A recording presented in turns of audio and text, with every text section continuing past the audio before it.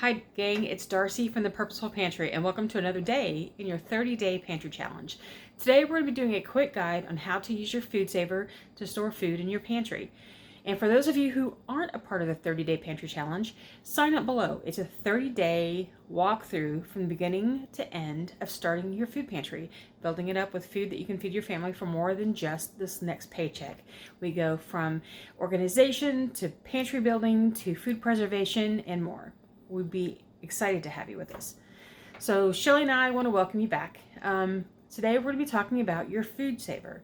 And if you don't have one, it's fine. It's not a necessary tool for your pantry, but it is very helpful for your food storage because it allows you to take advantage of bulk sales. It allows you to extend the life of your food.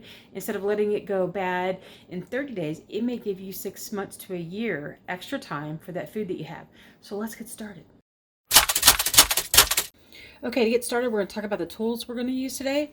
We have a Foodsaver. You can use any model that you like. This is a version that's no longer available, but any Foodsaver or Nesco or Mueller or any reputable Foodsaver will work. For our project today, you'll want one that also has a port that has a hose that can take an accessory. We're also using Foodsaver bags, or vacuum sealer bags, I should say. This is from a different brand, but it still works on the machine. I happen to have some pre-cut, ready to go bags here, but you can certainly use a roll, cut off what you need, seal one end with the heat sealer, and then have a bag on your own. It's a little more effective that way, cost effective that way, but I just happen to have some bags ready to go.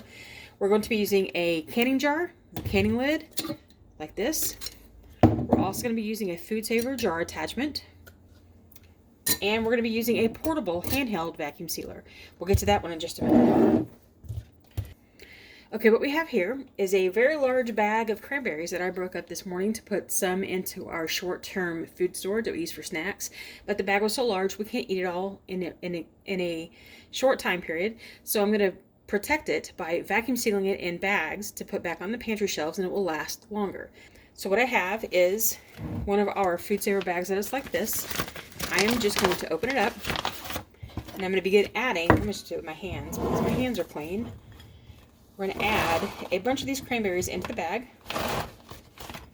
Turn on my machine while we're talking about it, and I'll put about half of them in the bag so that we can talk about the other way I'm going to put these up.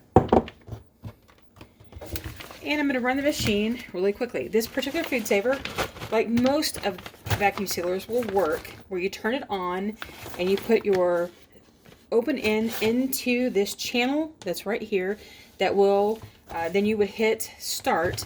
This machine doesn't need to hit the start. It kind of knows what to do when you do it. So I will put these in and we'll hear it start.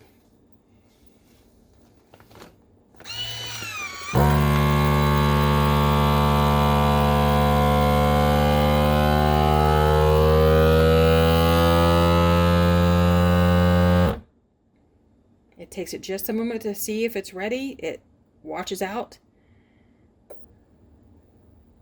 And in just 1 second it will release. And there you go. You have a seal. This is sealed now. You can tell how it has sucked all the air out of the bag. So it's kind of hard. It's not going to move. This is ready to go.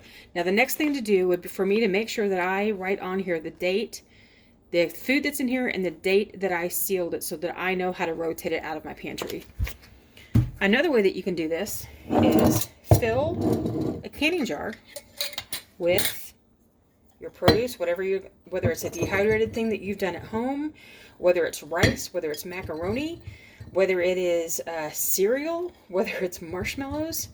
And let me tell you, the marshmallows are pretty awesome. I'll even link you up in the iCards a video that you can watch how dry vacuum sealing marshmallows makes them last longer, and it's kind of a cool project for your kids to do. They'll love it. All right, so we have our cranberries in the jar. We're going to put a clean, first, do the right thing. We're going to take a little tiny bit of water, and I'm going to run the rim to make sure that there is no stickiness on it or any residue that's come off from the food. Then I'm going to go back over it with a dry part of the rag to make sure it's completely dry. Put a dry canning lid on. Then I'm going to take my Foodsaver jar attachment and I'm going to put it over and I'm going to vacuum seal this. And basically what happens is that the machine sucks air out through here, it takes all the air out of the jar, and you have a vacuum sealed jar. I could do it with my vacuum sealer on this hose and just insert the hose into the hole here, and it would do the same thing when I set it on accessory and run, and it will do it. But a neat trick for those of you who may not want to invest in a large machine because of the price, you can get this little handheld Foodsaver for about $25. The jar attachment itself is about $10, but then you can also buy the regular mouth if you want both, and that's about a $20 kit. So for $40 with two attachments, two of the jar attachments in both sizes, and this, you can have Foodsaver, be able to put food away vacuum sealed in your pantry. So I'm going to place this after I take the cover off. I'm going to have this little nib. The nib goes right into the hole, and you turn on your machine. And when you hear the sound adjust and then stop adjusting, that's when you know it's done.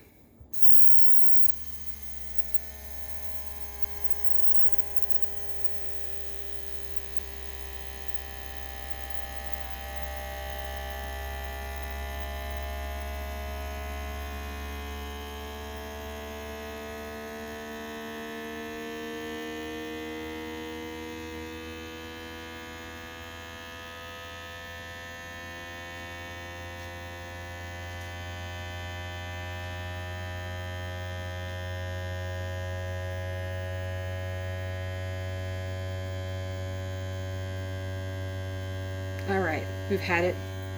It's pretty much consistent, the same sound now. So when you remove it, you'll hear the noise, the vacuum breaking. Take our jar attachment off. Come on, sorry. And we have a sealed jar. The next thing to do is to make sure that you label this jar. You will think that you will remember what's in the jar. You will not remember in 3 weeks. So it's important to go ahead and stick a label on when I already had ready, so that you will always know what's in the jar. So I hope that helped answer any questions that you have about using a Foodsaver and how it can help you build up your food storage.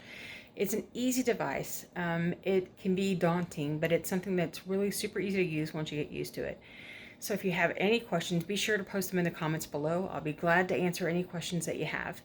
And if you're not part of our 30-day pantry challenge, please be sure to click on the iCards above where we have a link to the sign-up form, or it'll also be down in the comments below. And included in those comments, I'm going to be leaving a link to a blog post that gives you other ways that you can use your Foodsaver that has nothing to do with your food storage. It's more unique ways to use your Foodsaver. So, thanks for watching. And again, if you have any questions, please leave them down below, and I'll see you tomorrow in the next 30-day pantry challenge newsletter. Thanks.